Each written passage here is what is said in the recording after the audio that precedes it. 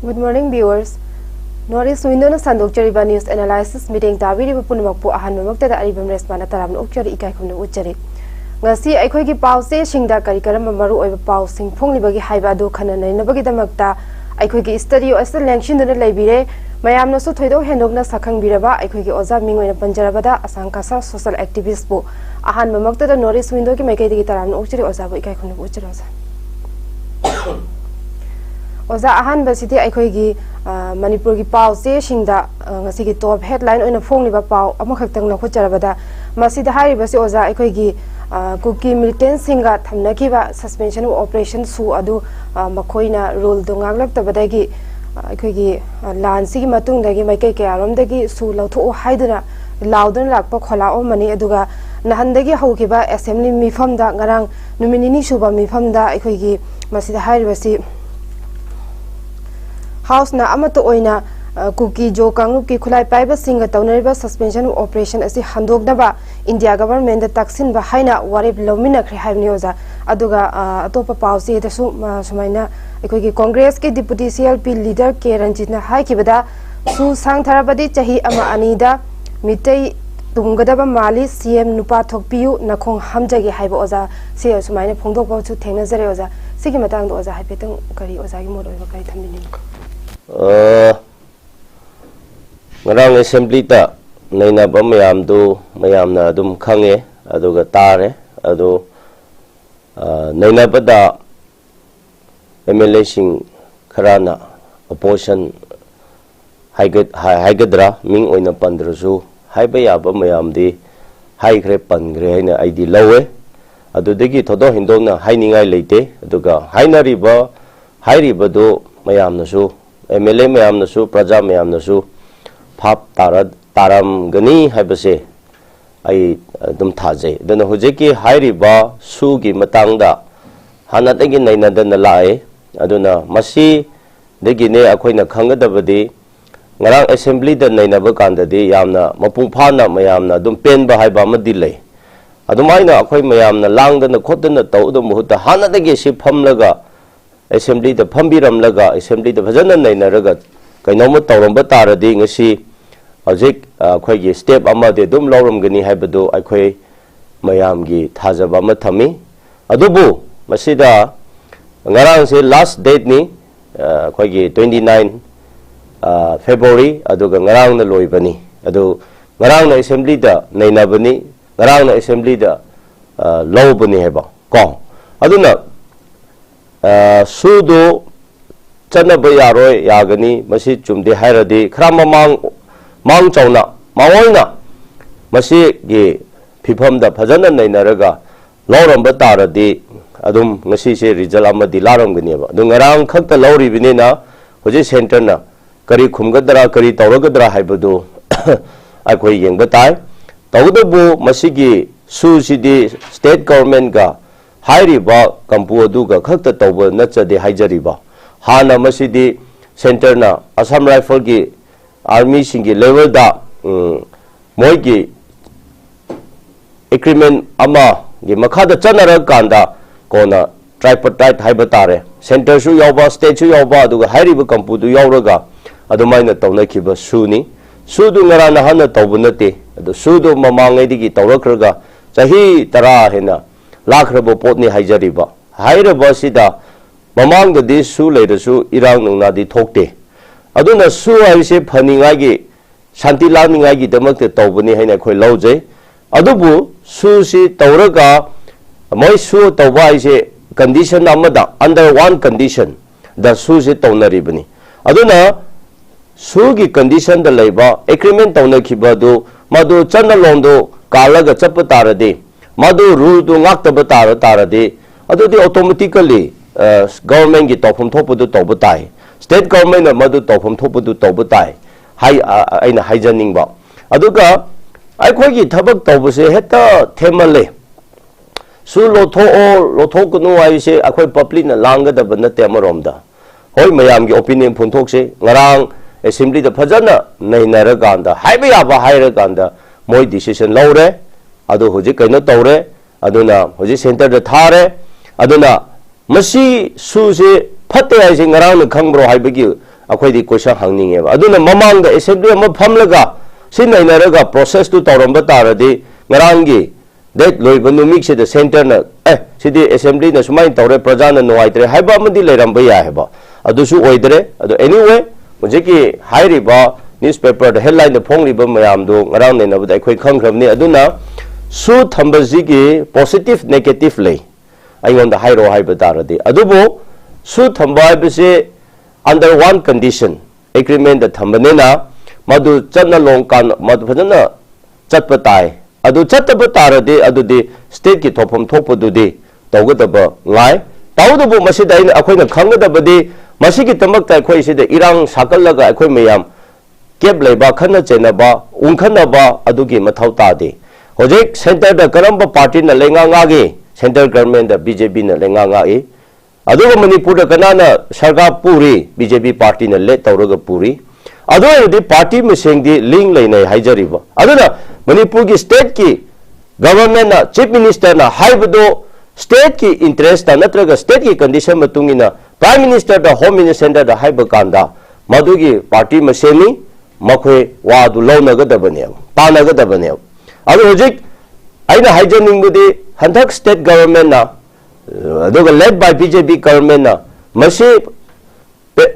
afaba lere fataba lere haiduna thamba potu center government na law da batarade tabi da batarade praja kari khali ke heba aidi adurom da oina chani heba ko aduna praja na masi su phap ta ba ma changi aduga akhoi gi politics lengak weriba mantri mando pairiba singaso masi da asikumba sidi risk solve na masi da politics to bigunu ta sengna thamoi singna masi gi su se phataba masi kanade heba leiba tarade kanada bu fajana center da hairaga kaino ma topiro aduga masi the politics tawna leiba kumna su khara matam kuina khoina dum urapu kumna tawe ai sumaina hanba da thamjage thajari oza yam nungai je fazaraba wafam amarik chumla wafam kya thambi khre ozana mathang asida oza aikoi pauche da phongli ba pungna phom pauche da phongli ba headline amakhak ga lokhachage oza masida hairi basi CM na hojiki mifam house ki mifam ga mari leina ba pawni oza masida hairi basi CM na house ta turning de hai ki bedu speaker na house ki proceeding dagi lauthokre masida palli basi oza ai mate matang pa thokchara ke oza ngarang phangki ba assembly ki session da opposition ki MLA ke Ranjit na speaker ki ayab lawraga house ki puning sinduna kuki MLA tarana hauzik thokli bi irang asigi tekchak punamak pugadabani haiba wafam pukhalakhiba aduda leader of the house oiriba chief minister N Birena khumbiya daba pangang da ngangi taning de haina phongdokhiba wafam adu ngasi chathagiba house ki session da speaker na house ki proceeding dagi lauthokre haibasini oza aduga makha tarakpada ngasi 0 hour gi matamda opposition gi MLA ke Ranjit na ngarang phongdokhiba wafam adu speaker gi ayaba lauraga ngang khibani speaker ga mai onsinaraga wangang ninge da chief minister na haikiba wafam adu tahaude adubo ngasi social media da leader of the house na taning di haikiba wafam adu viral oirakhi loine na ngasi phongkiba pauche amada su wangang ba horakpada microphone muthat ki haina irakpasu thenare masigi matang do za haipetang oza gi oza masi gi matang sidi akoina hairadi khangde akhoi se lila oina so dum ta da ba ki phifam su male hai so hai ning de khoina hore chungba haira kanda akhoi de serana lauba su leigani hojiki manipur gi phifam se magi mangi angam athau magi angam bagi sum group leina dana supporter leina dana akhoi se pungang ngang ma pon hunba yamna thaina kunda gi type ta aphaw saba mayam da akhoi se dugi system da dum chathaba kumna su ui aduna masi talle adubo hojiki newspaper da thokhrabne na aduga mayam na khangna nainarak po matang da di aigi mot ta thamo haiba taradi manipur da leiriba mi population 28 lakhs hena leiribani masi punna makki akhoi MLA 60 leiribani MLA haiba se mi lising kunthra nifu leiba kendra mamadi ki khangkallaga moisine manipur se pairibani MLA amada MLA ma oige na changkhiba bise rules amada system amada ayabadu laujaraga natraga ngakchage haidun natraga madu khanglaga changlagli bani aduga MLA ma oiba ise mechu oira kanda chanalong phajana khangla kanda madu mayam gi seba tauge haiduna चंगजबरा हाइना आइदि लौजै अदुना MLA गी क्वाइदगी चौबा इसिदि कदाइदनो आइरगा assembly सिनी assembly से मोइगी house assembly सिदा MLA अमदा मयामना honour तौबा अदुगा एमएलए अमगी यूनिक अमा एमएलए अमगी शक्ति से कदाइदनो हाइबा कांदा अतोपदा लैबा नति असेंबली सिदनी असेंबली दा खोइ मयामना चंगबा यादे चतबा यादे एक्सेप्ट एमएलए नतना अदुना ngasi hairiba do aigi so far aigi knowledge that the any assembly da mi pham ba kanda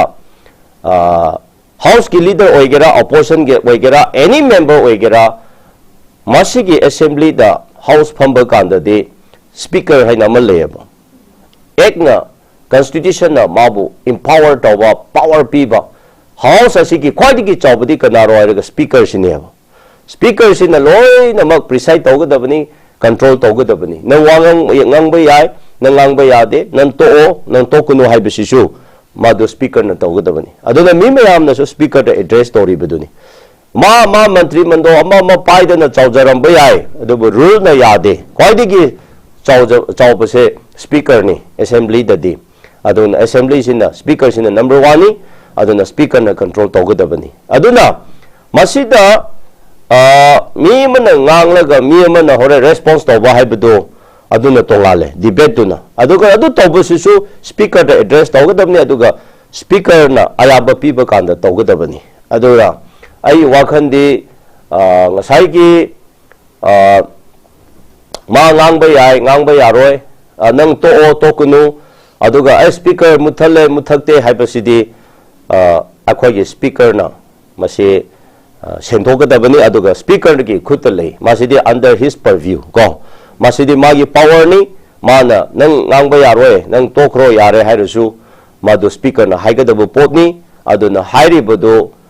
akhoi di chamana bamalai aduna madu khidang akhoi phajabadi watpa male house ki yamma phajaba assembly ki house aduga yamna ikai khunaba natraga adugi mayam adu khidang na thaina na chakadaba mongda adum aikoina khangi hoi launaba adugi yade haina debate taunabadu amane adurusu speaker na madu control tawgadabani haijariba aduna speaker duna nangi do yare to matam loire onat adu tawre haina tawrusu speaker na mangonda wan tawgani haijariba adumaina house ki de dumaina chachai kana da ai hunba nate aduna akhoi manipur se khangde rule chase haiba rule di leiba adubu maramrata rule so mu kum rule da chatna khonelaga sum kan khiba chakhiba sa dum tawba masi akhoi gi ek mayam leiraga ek ta haibu du amu tawdaba tawroi da bada dum tawba tawpham to kana oiroi da tawroi da potu da dum tawramba ek le haraga ek matungin heta tawdaba akhoi gi se mix up yamna tawkhre service rule khangde any gari no department khangde akhoi gi security gi lom da khangde gari akhoi gi process da khangde aduga adumaina laktana hoji house da su akhoi chamana bama le rule kamaina chakani kamaina ngangani aduna mana ngangba hangba yade hairadi kari gi tamakta speaker na matam piriba haibasu su ko question na ma chauna le madu yade hairadi speaker na matam piroi da bani aduna sigi matang da de ai amna hainingai lete adubu emotional oina badigi haino khiba khutpa oirambara adubu hojigi janjar da hachigi situation se da mayam su emotional aduga praja mayam kendar mi khuting na mage MLA da pressure tawramgani ni khale madugi pressure mayam duna chumthong ningba hainingba punama ado phontok jage khojage haina tawjabadu da aikhoi gi kari aisera madugi emotional oiba potsu dum leiroi haina akhoi haibia de leijaramgani aduna ai wakhan da de adungba accident thokpara haina lojai tawdubu ngasai asidi house of leader na kari tawgadaba khungadaba oirasu akhoi gi speaker na matamdu pira kanda mana pass tawra kanda mana adugi haina hojikti madu adu khumbisinu mana adu haisnu haiba kanda akhoi house da de dumaina chanagadabani haibse masidi rule laibani aduna akhoi rule da chappa phai aduna MLA ni ai aduni minister ni hairaga assembly gi rule da chataba tarade ai wakhanda madudi magi ko legacy da magi MLA amagi mighty ba MLA amagi kariya sira image sopani haina ko natraga leader aduga natraga mantri adugi mighty bani haina mado akhala hai singna de adumaina ko adum akhoi thamoi da phaujai thachari oza fazaraba wafam kya thambikre oza na hari basi akhoi gi swaida rule ek chatnarakta amana ama mayam sina toning batorakpadu adudagi hendoktu na akhoi gi house ta phoba rule ek leraktabagi mawong amada chatharakpa do oza na haibiri basi nungaijade mawong chumna tawba adumaina tawhaningi haiba wafam aduni oza na thambiri basi yamna nungaiji thagachari oza aduga mathangda lawkhachari ba paw asina अखोगी Assam rifles की महुता अतोपा force ना border ngak हाइबगी थाजबल लेरे हाइना अखोगी ऑनरेबल चीफ मिनिस्टर ना फोंदोखिबा मसिदा पलिबसी ओजा आई मति अमतंग पाथोकचरके इंडो म्यांमार बॉर्डर ngakपगी थबक असि मणिपुर की ओइना असम राइफल्स ना हौजिक तौरिबसी अतोपा AR नतबा फोर्स ना ओइना ngak हाइबगी थाजबल लेरे हाइना ngasi मिफम हाउस की लीडर सु ओइरिबा चीफ मिनिस्टर ना फोंदोखरे हाइबो दोनि ओजा मसिदा ओजा की ओइबा मोन हाइबेतंग मसिगी मतंग ददी होय ngarang host da domaina question hangba kanda mayanggi opinion phom thokpa kanda adumaina house ki leader na phonthok khibani house leader hairade manipur ki sem oiriba mana madu phonthok chakhibani tawdabu yawdu tawba afaba oibal leirade adu tawrakpa thabak oina panthokpa tarade amarom da phai fencing gi khakta nataba aina sum akoi hana so haire yenglap kanda Assam Rifle se akoi amarom da kana balerang bayai ko adabu amarom da de Assam Rifle se moina chathari ba thong mohoina chathari ba thabak mayam se akoi di pamde da seng haina ko akoi di thamhaning de akoi di pamde maram di moi se khatang SS oiba poda mo yawe Assam Rifle se kidang hoi manipur da north east da khara ka henba henjinba mi pharaga heta kari ro kaino tawba aduga achung arang khangdaba gari da su moi gi thabak ra thaban na tabra su check pung da tawba si kum kitang SS oiba akhoi ching da su hena ma se akhoi da awaba pi ba mayam thenara krabane ba haijari ba aduna aina lakchaning ba point di hairi ba do haibani adubu horen thabo hoina panthogadra panthoraidra haibado potu aduni karamba security karamba kaino mohut singadabuno haibado akhoi hujik chapchana khangba ngamde adu ngamba taradi aidi yamna phai haina aigi motadi lawjai tawdubu sumaina mayam gi pressure pi ba adungba sigumba lothokani manipur de Assam Rifle thokrani chalani haina haibasi khral phana yamna kuireda adu suchat chattaba lawdaba haiba tare ko maduna sum house da khara mayam gi argument question haigadra debate haigadra kidang minimize natraga subside tawninga gi dum hairi bra natraga center na haida na hairi bra haibadu aidi thabak oina action oina ko tawdri phawba order ama tholaga si leire haidu phawdu di huji wafam du di aidi kya thajaba ngamde ai wakhani ilalai na lothokadabadi mande ilalai na chakadabadi mande aduna madu chaningai lambi kamain tawri kamaina mohoina sili haibdu di maduda akhoi yengba tare adubu ilalai na aidi lawde aduga ilalai na so hai haningde aduna masi di ngai na hai khre tawge ardi hanadegi nahanigi tawbu yai maramdi state government da party ma center da party ma na police de mapa macha gumani haba ko aduna mapa macha sina pulaga natra yanaraga hatanara tawge haiba taradi madudi yamna tawba yabu potne adu huji almost akhoi gi state government huji manipur da puri ba say almost 7 years hele haba ko aduga center da BJP na palibisu 10 years hele bani haba changsala bani haba aduga hujik se adumaina lothokani adumain tawgani haibase aidi ai wakhanda ilalai ba pot ude center na kari decision center na adungba green signal or concrete ama akhoi manipur de adu lothoningai tawgni hairadi written oina ko home ministry digi Assam Rifle se home ministry makha da leibani Home Ministry di ki adung bo order ama thokhalo ko aduga thok adum uba kanda akhoi thajagani adnatana sum mayam harau ningai nungai ningai dana akhoi haukiba matam ngarang hunba nate go hauki matam da haina sanaraga khoi thabak oina de ipam panthokta mayam su Manipur da thenabnena aidi yamna serious oina madu amu hanna mayam da MLA mayam da hayaninge aduga hairibudu thabo oina panthokhaninge oza yam nungai je ozan hairibasi akhoi mamang da su tawgani haibo wafam kaya phongdokhraga thabo oina utpiraktabdagi hojikti thajaba adu khara mangi aduna aibache adu udri phoba thajabadi leitri haibani phongdokpikhaba taragasu aduga mathang da oza lakadorba lakchaningi basina masida hairibasi akhoi February 18 da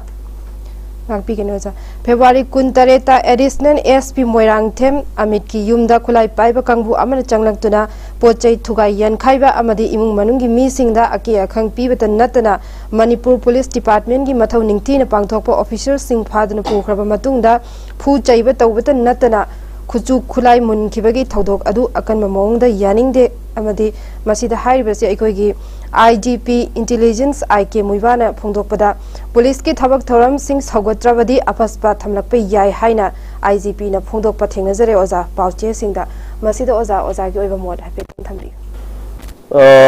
hoi masidi moi police ki kaino security gi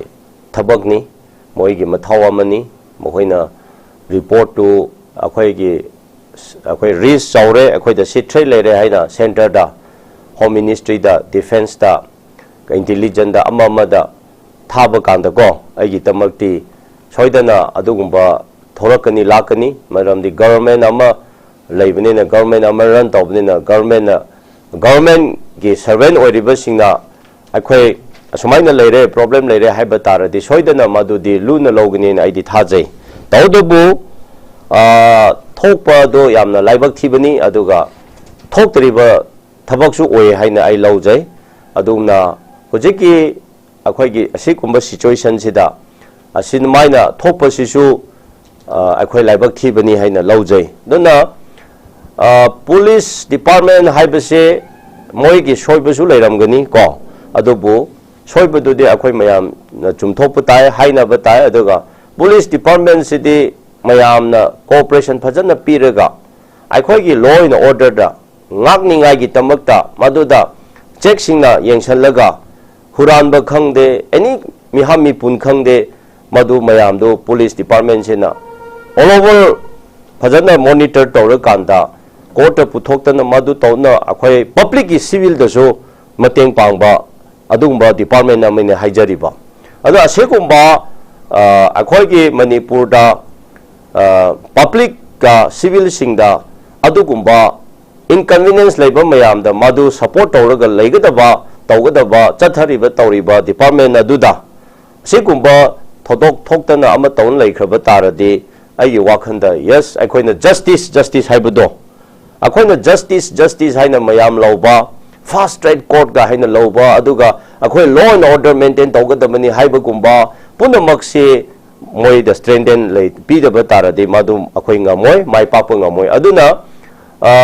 moi na chumdaba thaba phataba thaba tawbududi identify tawsi aduga chumthoksi mathakta moi gi mathakta mokok leiri mathakta government haiba leiri bani aduna tawdubu akoi mayamna moi the strengthen akoi strengthen tawholaga pangal thana hapiraga moi na phajana monitor tawbu kanda akoi gi law and order gi tamaktadi normalcy lapu kanda di lagningai machakti aduda leijai haijariba aduna hojik akoi law na yaba potne na law na yadaba akoina pairaga akoina normalcy la ningai natraga mibu akoina phabadi yade heba adugi rule du leijabane na system du leibane na akoina chumbra chumdabra pamra pandabra adu tawana thamlaga police department sina adugumba system da leiraganda mayam asigi phaninga ma silibo honari banena madudi aigi wakhanda praja mayamna phapta biraga support tobiba aduna karumba aranba ma pharure natraga case lebegi phagalure haibegi tamakta phagaliba mi aduda akoi threat tawdana khotana leiradi adudi thabakti kamai tawgani lepakti kamai na khoi leibai kamai na hingmina gani kamai na khoi boisu power du chalai gani kamai na law and order di phagani haibagi wafam du di lakchai aduna ngarang moi police ki makok thongba singna adumaina phonthokpa haibadu di moi gi duty ni haina aidi laujai masida khoina lakchaning badi hoji chingda irang nungna kaya leite sengna haibada ko ukhulda sanapati da tamelong da matam khra lairamba tholamba yai hoji ki oina di masi akhoi ukhulda kamjong da tamelong da none da sanapati da haiba kanda madugumba akhoi irang nungna leite adubo afas pase thame haba jilo thokte haba ko adu hojikti sena haibada handak irang laye naina irang sida taisalla kanda akhoina madu da haira kanda imphal manungda de irang se akhoina pamdaba kaya do de thoktana leire haba ko chahiama phagdore haba adu oiradi mi singna su hanglakani haba why not ko impose afaspa in Imphal city hairakani haba sonda irang leitaba peaceful oina leiba babamna afaspa thamba hona irang kandana hojik security phawbada natraga police department da aina lanba khotpagi bija tobna te ko thokpa du da hairibani mi bu threat tawna sumai ki halakanda duga hojik mayam se asigumba kirakpam tamingda asigumba maphamdana adungba thamdaba haibadu di akhoi yaroi masidi kalup amadigi soidana nganglakpa hairakpa matam lakani aduna moi ngarang police department na haibadu di tawpham thokpa ma mahoigi duty digi tawkhibani soidana moi police department na moina center da adugi report piraba kanda de moina haibadu dum lakani adudi thorakani ai wakhanda ko aduna aina haijaning de yes lepa kansi ngasi manipur da tholiba lenga volunteer natraga lepa nga ken thokpa mayam do yes akhoi support aweba akhoi secret lepa amagi amma waisnu kalup ani mugi magi imaleba o natraga sikan ge na thopo ramba yai madu dai khoina bijar tawde tawdubu thokliba mayam du na aigi lepak kan gani hairadi lepak kan begi thabak tawbiyo bako ran leifam mafamda corner da natraga adugi border da bajana ngak sendana leidana madugi landu thenadana ngamningai natraga nomasila ningai natraga phaningai lan tawbai se punsi chom ai hingingai phabu lan kapna se abnate fattabado akhona ngamsanba amangbudo alanba purangningai ko akhona lan tawbai bise ngasi waribu aigi imungda mina lan tawdu defense tawraga aina mu mahausagi punsi purangningai imungdu na thenarakpani aba adugumbane haijariba aduna hojiki phipamsida mayamna thenari ado aikhoidi khangde akhoi kari tawbra kari haigadabra khangdare hoji akhoi da su pressure mayam pire abako akhoi chinau tampak ta leimina ba tribal macha sing naga macha sing haire ko ngahale gari phabi khre adu tawbi khre adu maina taw khre ngasai su nagaland ki gari number ni hai naga macha ma ki gari phabi khre haidana akhoi da paulai adu ga swai da tukan leibe tawbo singda madu tawbo singda paisa timan ngatan leidina tawre haibako aina di sidi lan ko de habini da madudi anu hojik sidi madu mayam do hojik mi manu mokse haithok ta bwane ba adu akhoi su leader ma hoina naga macha ma hoina sidi leibne na akhoi da problem mayam do haire ba anu asidi sharana chakani masi horen phajar ro haina akhoi gi leiba da kan hona ba akhoi na loisaningai tawbo mayam su dum leiba adu bo aina haijaning bedi lan tawge lan thena ga di lan do phajana thena biu Imphal sohar se da akhoi khana chena ningai amaga ama kaino thoningai gi machak leite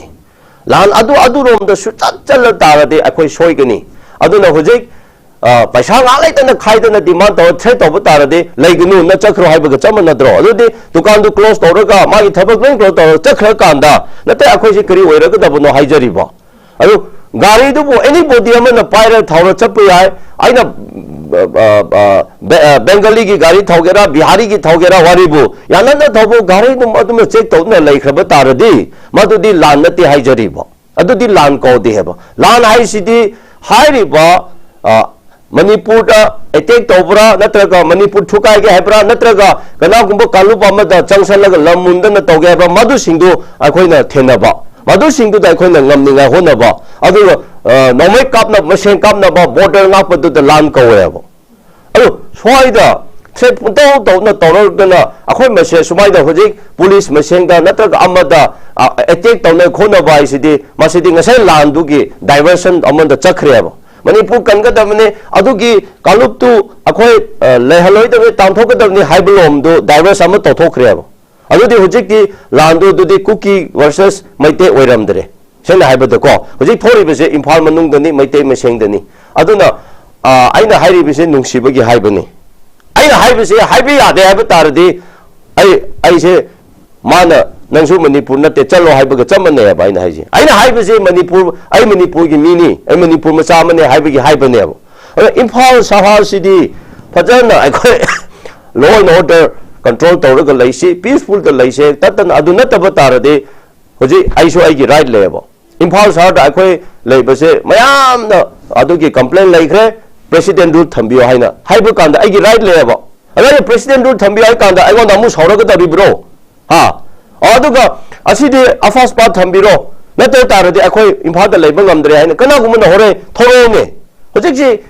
irang phatabagi awaba tanabagi kina dan haida bwane ba seguma mayam akoi da complaint laikre akoi su madu wahalera aja adu gari phagre adu gari pugre na hoi ngana raga thadok phatana dan ko aina habidi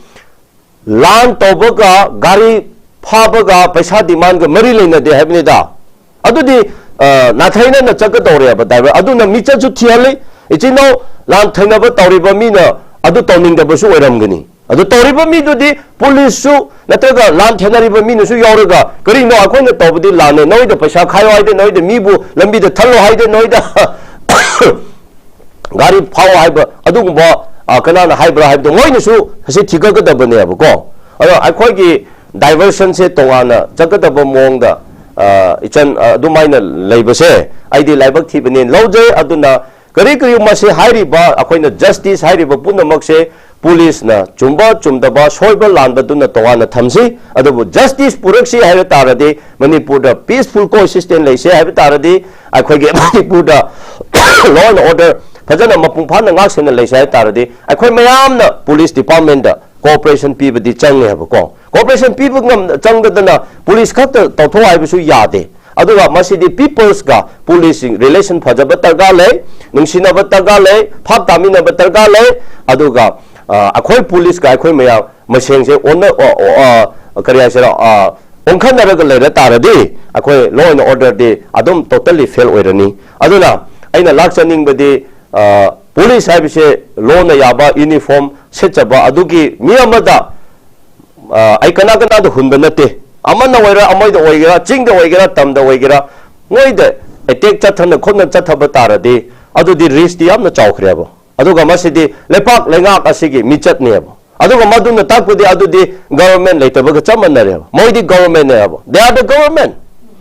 government amada adumaina tawna khre haiba tarade adudi akhoina kari hairuni ko aduna aina appeal tawjari appeal tawda landu mayam changlaga thenase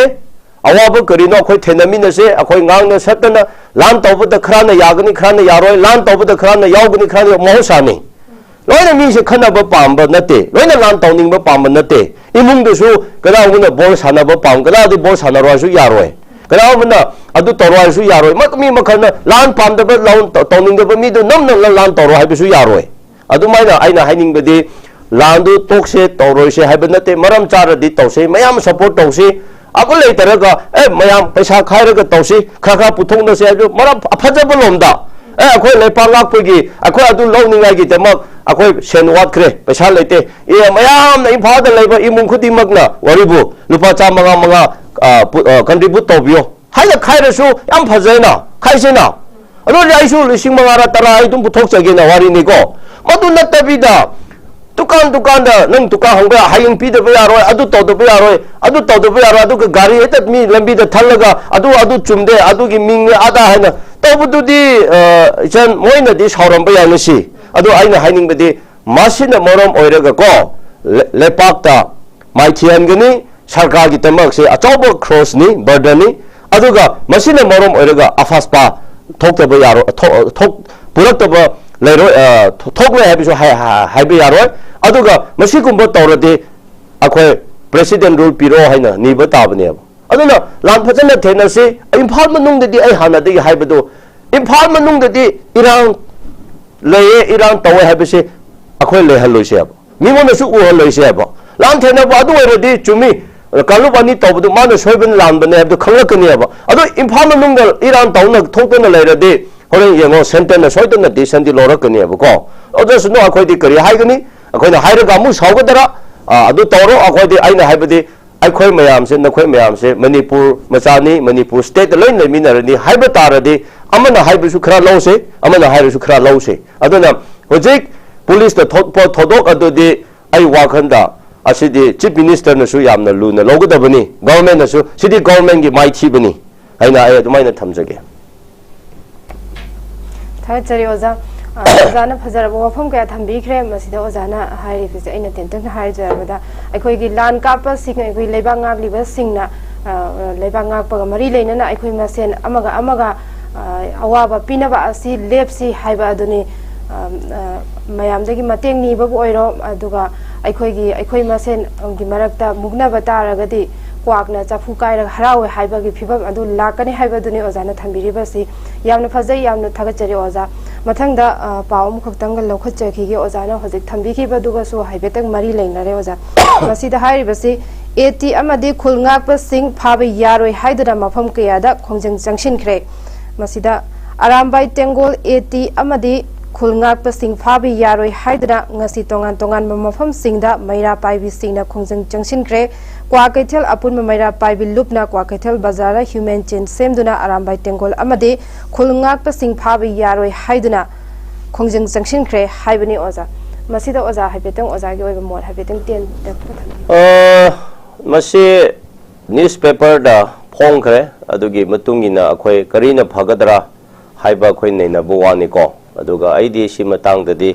ai haisu hainingde pansu paningde ko ai na khalba kanda yamna luwe aduga phifam se yamna luwe aduga manipur se hujik aina heta haibado akhoi na haibase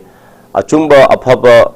hainaraga chumthonaraga kanda serana challaga ko akhoi meseng onsannaba haibase layet yamna toina thoi masigi maramna hojik ichino maite kaya su achungba haigadaba mi kaya haidadana leire ngangadaba kaya su ngangdare akhoigi naga macha mayam su adugi phifamda aphapa kaya hainingba leire su haidaba mase haina adum mayam lei adubu ngasai newspaper yaurabanena aigi opinion da thamo haiba kanda ai kana kana su ai maming paloi madu mada ai adu khangde aigi wakhanda ko tawdubu adu oigera madu oigera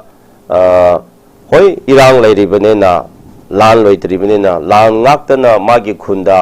magi border du de ko mina lan toroktana madu ngaktana leibadudi akhoigi lan du toktri phoba situation je normal se ama laktri phobadudi maram chadadana khungapasingda nang to haiba ko adu to haibadudi adudi kidang adusu pharak tabadi lei adudi adubu hojik di thokpadudi adugi oiroi angsai dun haibadu aduna khunga paise lan tofam da ngangla laigadabani imphal da natieba imphal da kana kari lan leirege aina ngakpadi imphal da lan leite imphal da lara kapkadabasu leite imphal da mi hannabasu leite imphal da nomai kamnabasu oite masengni ado lan haidi lan mafamdu da phajana bangar saraga kem saraga mai post tu da ngalag leibata leibiopa adu leiba kanda moina noi adu ko khunda lan nga protection tawbe yaroi madu santri tawbo yaroi border da noi adu ngapa yaroi haiduna changlaga tawkhradi mina hairi bidu chumi abko matam kha akoi phaba tum adu yaroi maram lan loidri haibidu di akoi chumi haina lause aba tawdubu hoji amarom da chatpada makhoi oigra kana oigra akoi khangde maram chadadana asida mibu phuba threat tawba phaba adu sai haire paisa demand tawba paisa khaiba aduga threat tawba number piraga tawdana tawba threat mayam sidi chumbro adu di phaba tabne adung mayam thorakpadagi di hojik mase pharani kholani na tawrakpane ba ai wakhanda gong sai na mamang da kitang haijare ko hojik problem mayam le adu di lan tawbane lan khungapane na khungaliba mi dun example ne go so do aswai da laraga mingonda oidaba padaba ꯑꯩꯈꯣꯏꯒꯤ ꯃꯤ ꯑꯩꯈꯣꯏ ꯔꯨꯜꯗ ꯆꯠꯇꯗꯅ ꯃꯤ ꯑꯃꯗ ꯃꯔꯝ ꯆꯥꯗꯗꯅ thread ꯇꯧꯕ ꯄꯩꯁꯥ ꯈꯥꯏꯕ ꯗꯤꯃꯥꯟ ꯇꯧꯕ ꯒꯥꯔꯤ ꯂꯨꯠ ꯇꯧꯕ ꯃꯨꯟꯕ ꯇꯧꯕ ꯇꯥꯔꯗꯤ ꯑꯗꯨꯗꯤ ꯆꯨꯝꯕ꯭ꯔꯣꯅꯦ ꯑꯗꯨꯒꯨꯝꯕ ꯃꯤꯗꯨꯗ ꯐꯥꯕ ꯌꯥꯔꯣꯏ ꯃꯤ ꯑꯗꯨꯒꯨꯝꯕꯗ ꯐꯥꯕꯗꯤ ꯆꯨꯝꯂꯣꯏ ꯍꯥꯏꯅ ꯄ꯭ꯔꯣꯇꯦꯁ ꯇꯧꯒꯗꯕ ꯃꯤꯗꯨ ꯀꯔꯝꯕꯅꯣꯅꯦꯀꯣ ꯀꯅꯥꯅꯣꯅꯦ ꯑꯗꯨꯗꯤ ꯑꯩ ꯋꯥꯈꯟꯗ ꯑꯗꯨꯒꯨꯝꯕ ꯃꯤꯗꯨꯗꯗꯤ ꯐꯥꯕ ꯑꯗꯨ ꯃꯤꯗꯗꯤ ꯑꯩꯈꯣꯏꯅ ꯊꯤꯡꯕ ꯀꯟꯇ꯭ꯔꯣꯜ ꯇꯧꯕ ꯆꯨꯝꯃꯤ ꯃꯌꯥꯝ ꯆꯪꯂꯒ ꯁꯤꯒꯨꯝꯕꯗꯤ ꯊꯣꯛꯍꯜꯂꯣꯏꯗꯕꯅꯤ ꯑꯩꯈꯣꯏ ꯀꯥꯏꯔꯛꯀꯗꯕꯁꯦ ꯁꯤꯅꯤ ꯑꯗꯨꯕꯨ ꯉꯁꯥꯏ ꯂꯥꯟ ꯂꯣꯏꯗ꯭ꯔꯤꯕꯅꯤꯅ ꯂꯥꯟ ꯉꯥꯛꯄꯁꯤꯡꯅ ꯈꯨꯟ ꯉꯥꯛꯄꯁꯤꯡꯅ ꯃꯥꯒꯤ ꯈꯨꯟꯗ ꯑꯩꯈꯣꯏ ꯉꯥꯛꯆꯕꯅꯦꯅ ꯂꯩꯕꯗꯨꯗꯤ ꯐꯖꯅ ꯑꯗꯨꯝ ꯃꯔꯝ ꯆꯥꯅꯀꯣ ꯃꯇꯝ ꯆꯥꯅ ꯂꯩꯕꯤꯌꯨ ꯃꯗꯨ ꯆꯨꯝꯅ ꯇꯧꯕꯤꯌꯨ ꯑꯗꯨ ꯂꯥꯟ ꯂꯣꯏꯈ꯭ꯔꯀꯥꯟꯗ ꯑꯗꯨꯝ ꯀꯩꯅꯣ ꯂꯣꯏꯖꯔꯅꯤ ꯑꯗꯨꯕꯨ ꯈꯨꯟ ꯉꯥꯛꯄꯒꯤ ꯃꯤꯡꯗ ꯀꯣ ꯑꯣꯏꯗꯕ ꯄꯥꯗꯕ ꯂꯣꯟꯅ ꯌꯥꯗꯕ ꯄꯣꯠ ꯃꯌꯥꯝ ꯏꯂꯤꯒꯜ ꯃꯌꯥꯝ ꯆꯠꯊꯕ ꯇꯥꯔꯗꯤ ꯃꯗꯨꯗꯤ ꯐꯥꯕ ꯇꯥꯕꯅꯤ ꯃꯗꯨꯗꯤ ꯊꯤꯡꯕ ꯇꯥꯕꯅꯤ ꯅꯠꯇ꯭ꯔꯣ ꯍꯥꯏꯔꯤꯕꯁꯦ ꯑꯗꯨꯅ ꯃꯣꯏꯅ ꯆꯨꯝꯅ ꯇꯧꯖꯔꯗꯤ ꯀꯅꯥꯅ ꯍꯥꯏꯒꯗꯕꯅꯣ ꯍꯥꯏꯕꯗꯣ ꯑꯩꯈꯣꯏꯗ ꯄꯣꯠꯇꯨ ꯂꯥꯛꯑꯦꯕ ꯑꯗꯨꯕꯨ ꯉꯁꯥꯏꯒꯤ ꯂꯥꯟ ꯉꯥꯛꯄꯅꯤ ꯑꯩꯈꯣꯏ ꯂꯥꯟ ꯊꯦꯅꯔꯤꯕꯅꯤ ꯍꯥꯏꯕ ꯀꯝꯄꯨꯗꯨ ꯁꯦꯝ ꯀꯝꯄꯨꯗꯨꯅ ꯑꯃꯗ ꯁꯣꯝꯗ ꯑꯐꯕ ꯑꯃ ꯇꯧꯔꯁꯨ ꯑꯁꯣꯝꯗ ꯐꯠꯇꯕ ꯇꯧꯕ ꯇꯥꯔꯗꯤ ꯐꯠꯇꯕ ꯇꯧꯔꯤ ꯃꯐꯝꯗꯗꯤ ꯃꯗꯨꯗꯤ ꯒꯣꯔꯃꯦꯟꯒꯤ ꯊꯕꯛꯇꯤ ꯂꯧꯈꯠꯐꯝ ꯊꯣꯛꯄꯗꯨ ꯂꯧꯕ ꯇꯥꯕꯅꯤꯅꯤ ꯑꯗꯨꯅ ꯃꯗꯨ ꯂꯧꯔꯤꯕ ꯃꯤꯗꯨꯗ ꯑꯃꯨꯛ ꯐꯥꯕ ꯌꯥꯔꯣꯏ ꯑꯗꯨ ꯇꯧꯕ ꯌꯥꯔꯣꯏ ꯍꯥꯏꯔꯗꯤ ꯑꯩꯈꯣꯏ ꯂꯩꯉꯥꯛ ꯀꯃꯥꯏꯅ ꯃꯅꯤꯄꯨꯔ ꯀꯃꯥꯏꯅ ꯍꯤꯡꯃꯤꯟꯅꯒꯗꯕꯅꯣ ꯑꯗꯨꯗꯤ ꯐꯠ ꯇꯥꯗꯦꯕꯀꯣ ꯆꯤꯡꯗ ꯑꯣꯏꯕ ꯌꯥꯏ ꯐꯥꯔꯣ ꯋꯥꯔꯤꯅꯤ ꯆꯤꯡꯗ ꯃꯔꯝ ꯆꯥꯗꯅ ꯃꯤ ꯀꯅꯥꯒꯨꯝꯕ ꯒ꯭ꯔꯨꯞ ꯑꯃꯅ ꯊꯣꯛꯂꯒ ꯅꯠꯇ꯭ꯔꯒ ꯀꯩꯒꯨꯝꯕ ꯑꯣꯔꯒꯅꯥꯏꯖꯦꯁꯟ ꯑꯃꯠꯇ ꯁꯦꯝꯂꯒ ꯒꯥꯔꯤ ꯃꯌꯥꯝ ꯐꯥꯗꯅ ꯃꯤꯕꯨ ꯐꯨꯔꯣꯅꯤ ꯐꯥꯕ ꯇꯥꯕꯅꯤꯅꯦ ꯍꯥ ꯀꯥꯡꯄꯣꯛꯄꯤꯗ ꯑꯣꯏꯒꯦꯔꯥ ꯁꯦꯅꯥꯄꯇꯤ ꯑꯣꯏꯒꯦꯔꯥ ꯀꯥꯝꯖꯣꯟꯗ ꯑꯣꯏꯒꯦꯔꯥ ꯋꯥꯔꯤꯅꯤꯀꯣ ꯄꯥꯂꯦꯜꯗ ꯑꯣꯏꯒꯦꯔꯥ ꯃꯣꯔꯦꯗ ꯑꯣꯏꯒꯦꯔꯥ ꯀꯗꯥꯏꯗ ꯑꯣꯏꯒꯦꯔꯥ ꯀꯅꯥꯒꯨꯝꯕ ꯃꯤ ꯑꯃ ꯑꯅꯤꯅ ꯊꯣꯛꯂꯒ ꯅꯥꯒꯥꯒꯤ ꯃꯤ ꯑꯣꯏꯕ ꯌꯥꯏ ꯃꯩꯇꯩꯒꯤ ꯃꯤ ꯑꯣꯏꯕ ꯌꯥꯏ ꯏꯆꯤꯜ ꯏꯅꯥꯎꯗ ꯃꯥꯒꯤ ꯒꯥꯔꯤ ꯃꯨꯜꯂꯒ ꯅꯠꯇ꯭ꯔꯒ ꯊ꯭ꯔꯦꯠ ꯇꯧꯔꯒ ꯐꯨꯕ ꯆꯩꯕ ꯇꯥꯔꯗꯤ ꯃꯗꯨꯗꯤ ꯐꯥꯕ ꯇꯥꯕꯅꯤꯅꯦ ꯂꯣ ꯃꯇꯨꯡ ꯏꯟꯅ ꯀꯣ ꯆꯦꯔꯥ ꯑꯗꯨ ꯅꯠꯇ꯭ꯔꯗꯤ ꯑꯩꯈꯣꯏ ꯂꯩꯕꯥꯛ ꯀꯃꯥꯏꯅ ꯍꯤꯡꯒꯅꯤ ꯑꯗꯨꯗꯤ ꯃꯥꯏ ꯇꯧꯅꯤꯡꯕ ꯇꯧꯕ ꯃꯥꯅ ꯇꯧꯕ ꯉꯝꯕ ꯄꯣꯠꯇꯨꯗ ꯑꯗꯨꯝ ꯆꯠꯊꯅꯔ ꯇꯧꯔ ꯇꯥꯔꯦ ꯑꯗꯨ ꯃꯤꯗ ꯐꯥꯒꯅꯣ ꯍꯥꯏꯕꯗꯨꯗꯤ ꯑꯗꯨꯅ ꯑꯩꯅ ꯃꯣꯏꯗ ꯌꯦꯛꯄ ꯅꯠꯇꯦ ꯑꯩ ꯀꯅꯥꯅꯣ ꯈꯪꯗꯦ ꯑꯩ ꯃꯃꯤꯡꯁꯨ ꯄꯟꯗꯦ ꯀꯣ ꯄꯟꯁꯨ ꯄꯟꯅꯤꯡꯗꯦ ꯃꯇꯝꯁꯦ ꯐꯠꯇꯦ ꯇꯧꯕꯇꯕꯨ ꯒ꯭ꯌꯥꯟ ꯇꯥꯅꯁꯤ ꯈꯔ ꯚꯥꯞ ꯇꯥꯅꯁꯤ ꯂꯩꯕꯥꯛꯀꯤ ꯉꯥꯛꯄꯅꯤ ꯍꯥꯏꯔꯗꯤ ꯃꯅꯤꯄꯨꯔ ꯉꯥꯛꯄꯅꯤ ꯍꯥꯏꯕ ꯇꯥꯔꯗꯤ ꯑꯩꯈꯣꯏ ꯃꯌꯥꯝ ꯉꯥꯛꯃꯤꯟꯅꯁꯤ ꯀꯣ ꯑꯗꯨꯕꯨ ꯂꯥꯟ ꯉꯥꯛꯄꯅꯤ ꯂꯥꯟ ꯇꯧꯕꯅꯤ ꯍꯥꯏꯕꯒꯤ ꯃꯤꯡꯗ unnecessary-ꯗ ꯏꯆꯥ ꯏꯁꯨ ꯑꯗꯨꯒ ꯏꯆꯦꯜ ꯏꯃꯥ ꯏꯕꯜ ꯑꯍꯜ ꯃꯌꯥꯝꯗ ꯇꯦꯟꯁꯟ ꯂꯩꯍꯟꯕ ꯋꯥꯈꯜ ꯋꯥꯍꯟꯕ ꯀꯣ ꯃꯤꯉꯣꯟꯗ ꯗꯤꯁꯇꯔꯕ ꯇꯧꯕ ꯂꯥꯏꯔꯤꯛ ꯇꯧꯒꯗꯕ ꯊꯕꯛ ꯕꯤꯖꯤꯅꯦꯁ ꯇꯧꯕ ꯃꯤ ꯑꯗꯨꯗ ꯃꯔꯝ ꯆꯥꯗꯅ ꯑꯩꯈꯣꯏꯅ ꯑꯊꯤꯡꯕ ꯄꯤꯕꯗꯨꯗꯤ ꯑꯩꯗꯤ ꯃꯗꯨ ꯆꯨꯝꯗꯦ ꯆꯤꯡꯗ ꯑꯣꯏꯒꯦꯔꯥ ꯇꯝꯗ ꯑꯣꯏꯒꯦꯔꯥ ꯀꯣ ꯃꯅꯤꯄꯨꯔꯗ ꯂꯩꯃꯤꯟꯅꯔꯤ ꯄꯨꯝꯅꯃꯛ ꯃꯗꯨ ꯇꯧꯕꯤꯒꯅꯨ ꯑꯗꯨꯗꯤ ꯆꯨꯝꯗꯦ ꯍꯥꯏꯅ ꯂꯧꯖꯩ ꯂꯥꯟ ꯇꯧꯕ ꯃꯤꯗꯨꯅ ꯂꯥꯟ ꯐꯖꯅ ꯇꯧꯁꯤ ꯁꯤꯗ ꯑꯣꯐꯤꯁ ꯀꯥꯕ ꯃꯤꯗꯨꯅ ꯐꯖꯅ ꯑꯗꯨꯝ ꯀꯥꯔꯝꯃꯣ ꯁ꯭ꯀꯨꯜ ꯀꯥꯕ ꯃꯤꯗꯨꯅ ꯐꯖꯅ ꯀꯥꯔꯝꯃꯣ ꯁꯤ ꯇꯥꯏꯕ ꯃꯤ ꯆꯠꯅꯕꯅꯤ ꯑꯗꯨꯅ ꯑꯩꯈꯣꯏ ꯂꯥꯟ ꯇꯧꯋꯦ ꯍꯥꯏꯗꯅ ꯑꯣꯐꯤꯁ ꯂꯣꯏꯅ ꯊꯤꯟꯖꯤꯟꯁꯦ ꯍꯥꯏꯔꯗꯤ ꯆꯥꯛ ꯆꯥꯔꯔꯣꯏꯅꯦ ꯂꯥꯟ ꯇꯧꯋꯦꯅ ꯍꯧꯖꯤꯛ ꯑꯣꯏꯜ ꯄꯝꯁꯦ ꯂꯣꯏꯅ ꯊꯤꯟꯖꯜꯂꯨꯅꯦ ꯑꯩꯈꯣꯏ ꯀꯗꯥꯏ ꯊꯥꯎ ꯂꯧꯔꯒ ꯆꯠꯀꯅꯤ ꯑꯗꯣ ꯂꯥꯟ ꯇꯧꯋꯦ ꯍꯥꯏꯗꯅ ꯑꯩꯈꯣꯏ ꯗꯨꯀꯥꯟ ꯂꯣꯏꯅ ꯊꯤꯟꯖꯜꯂꯁꯤꯅꯦ ꯑꯩꯈꯣꯏ ꯄꯩꯁꯥ ꯀꯗꯥꯏꯗ ꯂꯧꯔꯒ ꯃꯔꯨ ꯂꯩꯒꯗꯧꯔꯤꯒꯦ ꯑꯁꯤ ꯈꯟꯗꯕ ꯌꯥꯗꯦꯕ ꯃꯁꯤ ꯈꯟꯗꯕ ꯌꯥꯗꯦꯕ ꯑꯗꯨꯅ ꯉꯁꯥꯏꯅ ꯍꯥꯏꯕꯗꯨ ꯂꯥꯟꯃꯤ ꯑꯃꯒꯤ ꯂꯝꯆꯠꯇꯨ ꯆꯠꯄꯤꯌꯣꯕ ꯄꯨꯂꯤꯁ ꯒꯚꯔꯟꯃꯦꯟꯠꯒꯤ ꯅꯠꯇꯕ ꯑꯣꯏꯔꯁꯨ ꯀꯣ ꯄ꯭ꯔꯥꯏꯚꯦꯠꯀꯤ ꯑꯣꯏꯔꯁꯨ ꯑꯩ ꯏꯃꯥ ꯂꯩꯕꯥꯛ ꯀꯟꯒꯅꯤ ꯑꯩ ꯂꯥꯟꯃꯤꯅꯤ ꯍꯥꯏꯕ ꯇꯥꯔꯗꯤ ꯂꯥꯟꯃꯤꯒꯤ ꯂꯝꯆꯠꯇꯨ ꯆꯠꯄꯤꯔꯣ ꯂꯥꯟꯃꯤꯒꯤ ꯂꯝꯆꯠ ꯍꯥꯏꯗꯤ ꯆꯠꯅ ꯀꯥꯡꯂꯣꯟ ꯐꯖꯅ ꯑꯩ ꯏꯃꯥ ꯂꯩꯕꯥꯛ ꯀꯟꯕꯅꯤ ꯍꯥꯏꯕ ꯇꯥꯔꯗꯤ ꯑꯩꯒꯤ ꯌꯦꯛꯅꯕꯗꯨꯗ ꯐꯥꯕ ꯌꯦꯛꯅꯕꯗꯨꯗ ꯑꯩꯅ ꯀꯥꯞꯅꯕ ꯑꯩꯅ ꯉꯝꯅꯤꯡꯉꯥꯏ ꯍꯣꯠꯅꯕꯗꯨ ꯃꯥꯒꯤ ꯊꯕꯛꯅꯤ ꯍꯥꯏꯕ ꯑꯗꯨ ꯁꯣꯝꯗ ꯃꯤꯆꯝꯁꯤꯗ ꯄ꯭ꯔꯖꯥꯁꯤꯡꯗ ꯀꯤꯍꯟꯗꯅ ꯆꯨꯡꯍꯟꯗꯅ ꯋꯥꯗꯅ ꯃꯤꯕꯨ ꯀꯩꯅꯣ ꯇꯧꯕꯗꯨ ꯅꯠꯇꯦꯕ ꯑꯗꯨꯗꯤ ꯂꯥꯟꯃꯤ ꯀꯧꯗꯦꯕ ꯑꯗꯨꯗꯤ ꯂꯨꯠꯄꯥꯠ ꯇꯧꯕ ꯄꯥꯔꯇꯤ ꯀꯧꯋꯦꯕ ꯑꯗꯨꯒꯨꯝꯕꯗꯤ ꯀꯔꯤ ꯍꯥꯏꯁꯤꯔꯥ ꯑꯦꯛꯁꯇꯣꯔꯇꯦꯁꯟꯅꯀꯣ ꯑꯗꯨꯒꯨꯝꯕ ꯄꯩꯁꯥ ꯗꯤꯃꯥꯟ ꯇꯧꯕ ꯒꯦꯡ ꯀꯧꯋꯦꯕ ꯑꯗꯣ ꯂꯥꯟꯃꯤ ꯍꯥꯏꯗꯤ ꯏꯅꯤꯐꯣꯔꯝ ꯁꯦꯠꯂꯨ ꯃꯉꯩꯗꯨ ꯄꯥꯏꯔꯣ ꯆꯨꯝꯃꯤ ꯐꯖꯅ ꯃꯤ ꯑꯋꯥꯕ ꯇꯥꯕꯁꯤꯡꯗꯨꯁꯨ ꯃꯇꯦꯡ ꯄꯥꯡꯕꯤꯌꯨ ꯀꯣ ꯀꯅꯥꯒꯨꯝꯕ ꯑꯣꯏꯔꯁꯨ ꯁꯤꯚꯤꯜꯁꯤꯡꯗ ꯃꯣꯏ ꯃꯇꯦꯡ ꯄꯥꯡꯉꯨ ꯃꯣꯏꯒꯤ ꯗꯔꯀꯥꯔ ꯂꯩꯕꯁꯨ ꯃꯌꯥꯝꯗ ꯅꯤꯔꯣ ꯋꯥꯔꯤꯅꯤꯀꯣ ꯑꯗꯨꯅ ꯃꯗꯨꯒꯤ ꯄꯣꯏꯟꯗ ꯂꯥꯛꯆꯅꯤꯡꯕ ꯀꯥꯟꯗ ꯑꯥꯏꯇꯦꯝ ꯒ꯭ꯔꯨꯞꯁꯦ ꯑꯅꯤ ꯂꯩ ꯂꯥꯟꯃꯤꯅꯤ ꯍꯥꯏꯗꯨꯅ ꯀꯔꯝꯕ ꯑꯃ ꯒ꯭ꯔꯨꯞꯀꯤ ꯃꯤꯡꯗ ꯅꯠꯇ꯭ꯔ ꯑꯃꯗ ꯃꯔꯝ ꯆꯥꯗꯕ ꯂꯣꯟꯅ ꯌꯥꯗꯕ ꯄꯣꯠꯇꯨ ꯀꯥ ꯍꯦꯟꯅ ꯏꯝꯐꯥꯜꯗ ꯇꯧꯕ ꯇꯥꯔꯗꯤ ꯃꯗꯨꯁꯤꯡꯗꯨꯗꯤ ꯐꯥꯗꯕ ꯌꯥꯔꯣꯏ ꯃꯗꯨꯁꯤꯡꯗꯤ ꯀꯟꯇ꯭ꯔꯣꯜ ꯇꯧꯗꯕ ꯌꯥꯔꯣꯏ ꯃꯗꯨ ꯀꯟꯇ꯭ꯔꯣꯜ ꯇꯧꯗꯔꯗꯤ ꯃꯗꯨꯅ ꯃꯔꯝ ꯑꯣꯏꯔꯒ ꯑꯩꯈꯣꯏ ꯂꯩꯃꯤꯟꯅꯔꯤꯕ ꯖꯥꯇꯤ ꯀꯥꯡꯂꯨꯞ ꯄꯨꯝꯅꯃꯛꯇꯒꯤ ꯃꯔꯛꯇ ꯀꯥꯏꯔꯛꯀꯅꯤꯌꯦ ꯀꯣ ꯑꯩꯅ ꯑꯁꯤ ꯊꯝꯖꯅꯤꯡꯉꯤ ꯑꯗꯨꯕꯨ ꯉꯁꯥꯏ ꯑꯋꯥꯕ ꯊꯦꯡꯅꯤꯡꯕ ꯂꯥꯟ ꯊꯦꯡꯅꯔꯤꯕ ꯃꯐꯝꯗꯨꯗ ꯑꯩꯈꯣꯏ ꯏꯃꯥ ꯂꯩꯕꯥꯛ ꯀꯟꯗꯕ ꯌꯥꯗꯦ ꯃꯅꯤꯄꯨꯔ ꯀꯟꯗꯕ ꯌꯥꯗꯦ ꯍꯥꯏꯅ ꯊꯣꯛꯂꯒ ꯆꯨꯝꯅ ꯄ꯭ꯔꯖꯥꯗ ꯅꯠꯇ꯭ꯔꯒ ꯌꯦꯠꯅꯕꯁꯤꯡꯗꯨꯗ ꯂꯥꯟ ꯊꯦꯡꯅꯒꯦꯅ ꯆꯠꯄꯗꯨꯗꯤ ꯆꯠꯄꯤꯔꯣꯕꯀꯣ ꯑꯩꯈꯣꯏꯁꯨ ꯄ꯭ꯔꯦꯌꯔ ꯇꯧꯕꯤꯔꯤ ꯑꯩꯈꯣꯏ ꯊꯥꯖꯕꯀꯣ ꯂꯥꯟ ꯊꯦꯡꯅꯔꯤꯕ ꯑꯃꯁꯨ ꯀꯅꯥꯃꯠꯇ ꯂꯥꯏꯕꯛ ꯈꯨꯗꯣꯡꯊꯤꯕ ꯊꯣꯛꯍꯟꯕꯤꯒꯅꯨ ꯏꯁꯣꯔ ꯑꯗꯨꯒ ꯃꯁꯤ ꯑꯩꯈꯣꯏꯒꯤ ꯊꯣꯛꯂꯤꯕ ꯃꯅꯤꯄꯨꯔꯁꯦ ꯍꯥꯟꯅ ꯅꯨꯡꯁꯤ ꯆꯥꯟꯅ ꯂꯩꯃꯤꯟꯅꯕꯒꯨꯝꯅ ꯑꯃꯨꯛ ꯍꯟꯖꯟꯕꯤꯌꯨ ꯀꯅꯥꯅ ꯀꯣ ꯑꯩꯈꯣꯏ ꯈꯟꯅ ꯆꯩꯅꯕ ꯄꯥꯝꯗꯦ ꯍꯥꯏꯕꯁꯤ ꯑꯩꯈꯣꯏꯁꯨ ꯃꯗꯨ ꯑꯩꯈꯣꯏꯒꯤ ꯔꯣꯜ ꯂꯧꯖꯔꯤꯑꯕ ꯑꯩꯈꯣꯏ ꯆꯔꯆ ꯇꯤꯡꯗꯁꯨ ꯆꯔꯆ ꯃꯌꯥꯝꯅꯁꯨ ꯄꯥꯁꯇꯔ ꯀꯌꯥꯅꯁꯨ ꯄ꯭ꯔꯥꯊꯅꯥ ꯇꯧꯕꯤꯔꯤꯑꯕ ꯃꯥꯏ ꯊꯥꯖꯕ ꯏꯁꯣꯔꯗꯀꯣ ꯑꯗꯨꯅ ꯃꯥ ꯌꯥꯎꯗꯦ ꯑꯗꯨ ꯇꯧꯗꯦꯅ ꯈꯜꯂꯒ ꯏꯂꯥꯏ ꯂꯥꯏꯅ ꯇꯧꯒꯅꯨ ꯑꯩꯈꯣꯏ ꯏꯁꯣꯔ ꯂꯩꯌꯦ ꯑꯂꯥ ꯂꯩꯌꯦ ꯂꯥꯏ ꯂꯩꯌꯦ ꯀꯣ ꯈ꯭ꯔꯤꯁꯅ ꯂꯩꯌꯦ ꯑꯩꯈꯣꯏꯒꯤ ꯀꯔꯤ ꯍꯥꯏꯁꯤꯔ ꯏꯅꯤꯡꯊꯧ ꯑꯩꯈꯣꯏꯒꯤ ꯀꯔꯤ ꯍꯥꯏꯕ ꯑꯩꯈꯣꯏꯒꯤ ꯄꯥꯈꯪꯕ ꯍꯥꯏꯕ꯭ꯔꯥ ꯀꯣ ꯑꯩꯈꯣꯏꯒꯤ ꯂꯥꯏ ꯑꯩ ꯃꯃꯤꯡꯗꯣ ꯑꯩ ꯍꯧꯖꯤꯛ ꯅꯤꯡꯁꯤꯡꯗ꯭ꯔꯦꯀꯣ ꯃꯌꯥꯝꯁꯤ ꯑꯩꯈꯣꯏ ꯊꯥꯖꯩ ꯑꯩ ꯊꯥꯖꯩꯅ ꯊꯥꯖꯔꯤꯕ ꯅꯠꯇ꯭ꯔꯣ ꯑꯗꯨ ꯑꯣꯏꯔꯗꯤ ꯏꯁꯣꯔꯅ ꯌꯥꯕ ꯏꯁꯣꯔꯅ ꯄꯥꯝꯕ ꯂꯥꯏꯅ ꯌꯥꯕ ꯂꯥꯏꯅ ꯄꯥꯝꯕꯗꯨꯗ ꯑꯩꯈꯣꯏ ꯆꯠꯂꯣꯏꯗ꯭ꯔꯣ ꯑꯗꯨꯅ ꯑꯩꯅ ꯍꯥꯏꯅꯤꯡꯕꯗꯤ ꯉꯁꯤ ꯃꯅꯤꯄꯨꯔꯗ ꯊꯣꯛꯂꯤꯕ ꯃꯌꯥꯝꯁꯦ ꯑꯩꯈꯣꯏ ꯅꯥꯒꯥꯒꯤ ꯆꯔꯆ ꯃꯌꯥꯝꯅ ꯇꯥꯡꯈꯨꯜꯒꯤ ꯆꯔꯆ ꯃꯌꯥꯝꯅ ꯃꯅꯤꯄꯨꯔꯁꯦ ꯍꯥꯏꯅ ꯄ꯭ꯔꯥꯊꯅꯥ ꯇꯧꯕꯤꯔꯤꯑꯕ ꯄ꯭ꯔꯥꯊꯅꯥ ꯇꯧꯔꯤꯑꯕ ꯑꯗꯨꯒꯤ ꯚꯦꯂꯨꯁꯨ ꯂꯩꯍꯟꯕꯤꯌꯣꯕꯀꯣ ꯑꯗꯨ ꯑꯦꯛꯅꯣꯂꯦꯖ ꯇꯧꯕꯤꯌꯣꯕ ꯑꯩꯈꯣꯏꯅꯁꯨ ꯍꯧꯖꯤꯛ ꯏꯝꯐꯥꯜꯗ ꯂꯩꯔꯒ ꯑꯩ ꯅꯥꯒꯥ ꯃꯆꯥ ꯑꯃ ꯑꯣꯏꯅ ꯁꯤ ꯈꯟꯅ ꯆꯩꯅꯕ ꯊꯣꯛꯂꯗꯤ misunderstanding ꯊꯣꯛꯈ꯭ꯔꯗꯤ ꯍꯌꯦꯡ ꯏꯆꯤꯜ ꯏꯅꯥꯎ ꯆꯤꯡ ꯑꯃꯗ ꯀꯩꯅꯣꯝꯕ ꯑꯃ ꯊꯣꯛꯄ ꯀꯥꯟꯗ ꯁꯦꯔꯥꯟꯅ ꯆꯠꯈ꯭ꯔꯗꯤ ꯍꯥꯏꯗꯅ ꯑꯌꯨꯛ ꯅꯨꯡꯊꯤꯟ ꯀꯅꯥꯅ ꯇꯣꯂꯣꯞ ꯄꯤꯕ ꯅꯠꯇꯦ ꯏꯁꯥꯒꯤ ꯃꯇꯝ ꯏꯁꯥꯒꯤ ꯄꯩꯁꯥ ꯄꯨꯊꯣꯛꯇꯅ ꯒꯥꯔꯤ ꯍꯥꯞꯇꯅ ꯀꯣꯏꯆꯟ ꯁꯦꯟꯅꯗꯅ ꯑꯗꯨꯗ ꯊꯣꯛꯈ꯭ꯔꯦ ꯑꯗꯨꯗ ꯊꯣꯛꯈ꯭ꯔꯦꯅ ꯆꯠꯇꯅ ꯋꯥꯔꯤ ꯁꯥꯗꯅ ꯃꯩꯇꯩꯒꯤ ꯏꯆꯤꯜ ꯏꯅꯥꯎ CSO ꯃꯌꯥꯝꯒ ꯂꯤꯗꯔ ꯃꯌꯥꯝꯗ ꯑꯃꯗ उन्नदना और गवर्नमेंट उन्नदना उन्नदना चलिबसिबु अखोइसिबु इलाइ लाइना लौगनि हाइबा तारदि अखोइदा एनोलेजमेंट तौबिबा तौरो हाइबा तारदि अदुदि मा लेबां नुसिबा नतिने आइना तौरिबसु आइसु लेबां नुसिबिगि तौबा नत्रो आइना रोल ngasi अखोइसिदा नैनारिबसिसु लेबां नुसिबिगि नैनाबा नत्रो अदुदि टेलीविजन मयाम न्यूज मयाम सु लोइना थिंजिनबिग्रोने अखोइसु माइ युमदा दुम लैख्रसिने लेबां नुसिबिदु कनानो सेवा तौबदु कनानो हाइजरिबा impact TV IS TV Sangai मयाम से कनासु फोंगलुन एग्जाम्पल लेको लोइना क्लोज तौख्रसिने नते लेबां नुसिबिदु अदु कौब्रो नतेबा संगाई न फोंलिबा इम्पैक्ट न नतिगि नैनारिबा मुनि हुतना IS TV न नैनारिबा अखोइगे नॉर्थ ईस्ट विंडो को टेलीविजन को सिना नैनारिबा आइगोंद कौदना मतम मांगना पैसा थाउ तिंगना आगी खुंदु लारगा सिदि ngang से आइसे लेबां सेवा तौबु कौदरो से लेबां नुसिबिगि नत्रोबा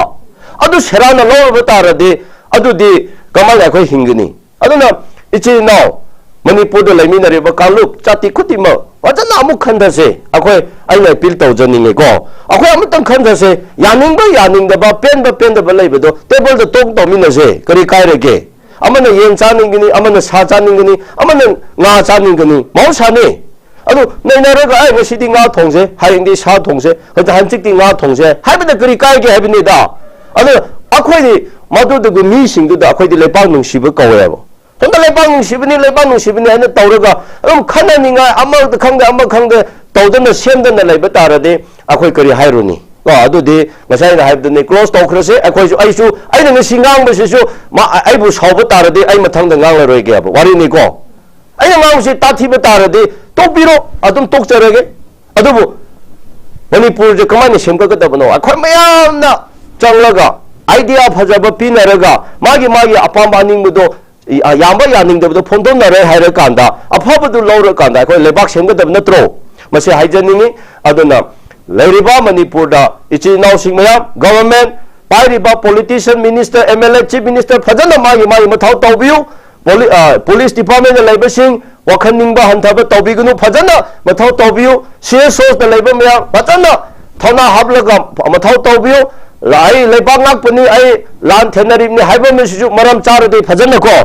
चपियो तौबियो मदुदा अखोइना येते अथिंग लेते मतमतमगी कैनोनी तौदबु मिचमदा प्रजादा इनोसेंट पीपल सिंदा लाइरब लेतबदा करिसु खंगदब मिउ अदुदा मैते ओइगेरा नागा ओइगेरा एनी कालुप ओइगेरा मैते पांगल ओइगेरा मणिपुर द लेमी अदुदा मरम चाददना मिबु किहनबा मिबु थ्रेट तौबा मिबु टेंशन लेहबा मिबु किहनदना अदुगुंबा वाखनिंबा काहनबा मयामदुदि तौबिरुनु मादु मणिपुर सुथोक थोक्रिबा हंद थोय मसे अखोय नंसा यामना थि अखोय वाखन यामना सोय अदुना ngasa haira chapu kairaga kwagna huina haro haibukumna go akhoi meseng hore taunaraga akhoi khanaraga akhoi se kaina ba kanda akhoi khuba phugudaba som कई mainland लेब कयासु लेरिबनी मदु अखोय खनसी अदना मी अनि अहुम फाप तादना खनबदुगी मदु अखोय चमना थोपिसी मी अनि हुम खन यादना अखोय मयाम खनगनी हाबदुदी यारोय अदुना मैते पंगा म खनबदा मैते पंगा खनगनी हाबदी यारोय नागा मचा मगा मैते मचा मबानी पर्सनल इशू दा अदा फुने हाबगी तमकता नागा मचागा मैते मयाम लान तौगनी हाबदी सोयगनी मदुदी तौबिरुनु मदुदी अखोय अदुगुम वाखंदुदी थादोकबिसी अमुतम तुंगी खलगा अखोय गवर्नमेंट सु थोना लेबियु गवर्नमेंट सपोर्ट फजन अखोय तौबे आबा फजन तौबिरगा मणिपुर सिदी अमुतम महौसा पुंसी हंजले हारगा अखोय यामना पृथ्वीदा चौखतपा अदुगुम लेपाक अमा जेनरेशन अमा सोसाइटी अमा अखोय नुंसिबगी वाखललोमदा कथोपगी वाखललोमदा अखोय सेमका साकतमिनसे हबसे ngasi aina mase pukning thamoigi wakhallomda ai mayambo appeal tawjabani mase hai aidana taning daba sounding basu tawbigunu ko aina haibase aina hairibase micham praja lairaba leitabagi mayamgi interest aina haijabani